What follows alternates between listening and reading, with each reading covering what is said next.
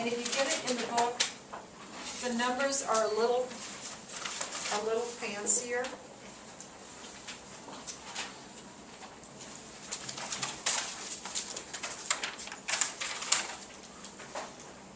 You know, there's more decimal places. What we want to do is, this is our only numerical problem. In nature, there's 3 isotopes of magnesium that exist, and the first one is referred to magnesium-24, magnesium-25, magnesium-26. But notice this, the way they have written it right there, that's how medical people write isotopes, that if we as chemists generally don't write it this way. Let me show you how we write it. We just say Mg, we put the atomic number as being 12, and I put 24. This is how a scientist writes it. This is how somebody in medicine writes it. You probably heard on the news, or maybe a family member, they're going to be using cobalt 59 or cobalt 60, I think is the one they use in medicine. Cobalt 60, well, if you look at cobalt up here, the most common one must be cobalt 59, and that's not radioactive. Cobalt 60, a little bit heavier, they talk about using that for certain types of cancer treatment because it's radioactive. That means it's giving off energy. And cancer cells, rapidly dividing cells, are very susceptible to radiation. And so you can kill off the cancer cells. It's a game they play. You want to kill off the cancer cells faster than you kill off the normal cells, because ultimately that can kill normal cells as well. But they're just talking about, they're using cobalt, and the isotope they're using weighs 60. And so they abbreviate it, and they're really, I have to say, they're smarter than we are in this case, because if it's magnesium, it's redundant to have to put this 12 here. Because if it's magnesium, it's got to be 12. It's understood. So they just write that much. Okay, so we find in nature, it is 79% 24, 10% is 25, and 11% is 26.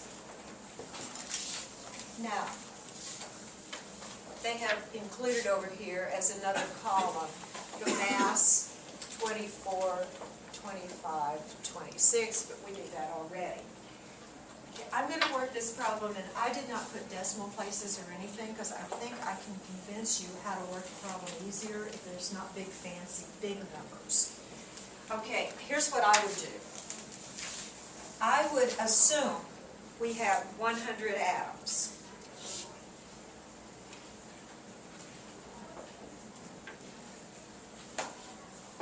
If I do that, these percentages become number of atoms. Okay, I have 100 atoms total that I'm sampling, and what we want to do, the problem is, what is the weighted average with these 3? Well, 79 of them weigh 24. So if I hadn't had my coffee this morning yet, I might take my calculator and I'd go 24 plus 24 plus 24, and I'd probably lose track and make a mistake. So why don't we do this? We have 79 of those guys, and they weigh 24. Okay? I have 10 of the guys, and they weigh 25. And I have 11 of the guys, and they weigh 26. Now, you may assume any number you want, but 100's nice. 1,000's okay too. So when I add all this up, though, that's my grand total.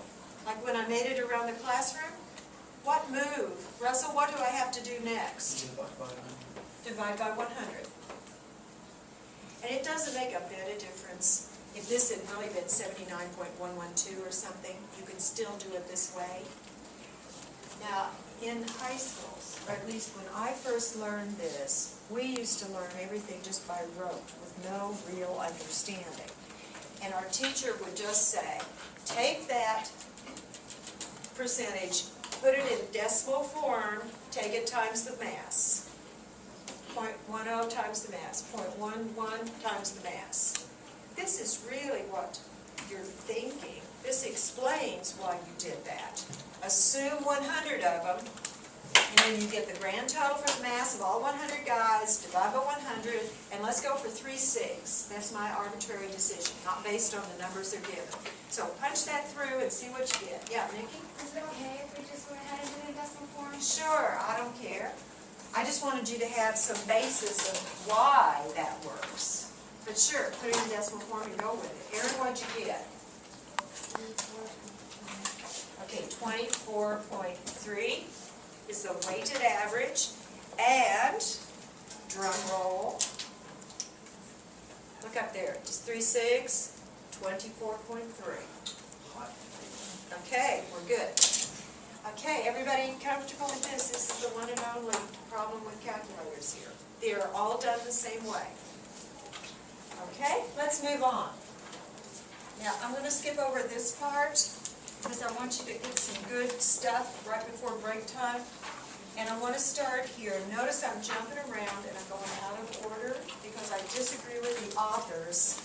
The authors throw in a whole bunch of theoretical material first, and then they go to the practical stuff.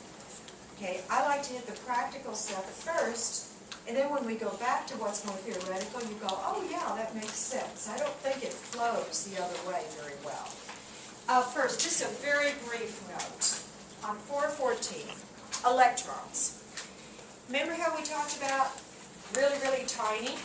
And that's the story I told the day about the fleas on the cat, that the fleas on the cat, they don't really contribute to the mass of the cat because it's so tiny. Okay, the electrons are the fleas on the atoms, and we said their mass is essentially 0. Well, people think of electrons differently. It depends on what kind of experiment you do. That you do certain experiments with electrons, and they appear to be particles. And if they're particles, of course, they're going to have some mass. But it's something like times 10 to the minus 27th grams, if I remember correctly. We're talking really tiny. Anything that's that tiny also has wave characteristics. And so some experiments they do, the electrons appear to be particles. But you can set up other experiments where electrons appear to be wave-like. Think about light. You may have heard this in a physics class. You talk about the wavelength of light, and I usually think of light in terms of wavelength or frequency, okay, or intensity, and we think of it as waves. But physicists talk about particles of light or photons of light. Electrons have the same story. That's so-called duality of nature. This one thing can have properties of both waves and particles. About the closest I can come for an analogy in everyday life. Okay, you sitting there, you may be a brother to somebody, you may be somebody's uncle, you may be somebody's son. I'm talking to the guys, and you can change the sex for the females. Okay, you may be somebody's brother, their uncle, their son, their grandchild, maybe somebody's father. You're all those things at the same time, and you don't change identity, although when I'm with my children, I talk differently than when I'm with my peer group, a little bit, not much. But anyway, we change a little bit, but we're basically the same person. So waves and particles, I've never been able to really see that, but I go, okay, I'll buy it, I'll accept it.